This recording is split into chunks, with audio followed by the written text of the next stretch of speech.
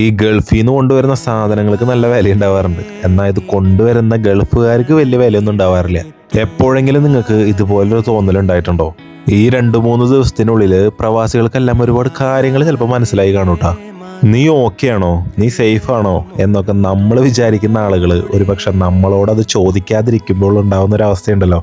എൻ്റെ കുറച്ച് ഫ്രണ്ട്സും പിന്നെ എനിക്ക് പരിചയമില്ലാതെ എൻ്റെ വീഡിയോസ് കാണുന്ന കുറച്ച് പേരൊക്കെ എൻ്റെ അടുത്ത് ചോദിച്ചു അവിടെ എങ്ങനെയുണ്ട്, സേഫ് ആണോ എന്നൊക്കെ. അതിലൊരുപാട് സന്തോഷമുണ്ട് കേട്ടോ. ശരിക്കും പറഞ്ഞാൽ 1 മാസം ലീവിന് പോകുന്ന പ്രവാസികൾ ആ ലീവ് കുറച്ച് ദിവസം എക്സ്റ്റെൻഡ് ചെയ്ത് കഴിഞ്ഞാൽ അറിയാം എന്താണ് ശരിക്കും നമ്മളോട് മറ്റുള്ളവർ പറയാന്നുള്ളത്. പൊതുവേ നാട്ടുകാർക്കും വീട്ടുകാർക്കുള്ള കുറച്ച് സ്വഭാവമുണ്ട്. അതായത് പ്രവാസികളെല്ലാവരും അങ്ങോട്ട് വിളിക്കണം, അതും അവർ ഫ്രീ ആവുന്ന സമയത്ത്. ഈ ടെക്നോളജി എന്നൊക്കെ പറഞ്ഞു കഴിഞ്ഞാൽ എല്ലാ നാട്ടിലും ഇപ്പം ഏകദേശം സെയിം ആണ്. ഇവിടെ നിന്ന് അങ്ങോട്ട് വിളിക്കണതും അവിടെ നിന്ന് ഇങ്ങോട്ട് വിളിക്കണതും വലിയ വ്യത്യാസം ഒന്നുമില്ല.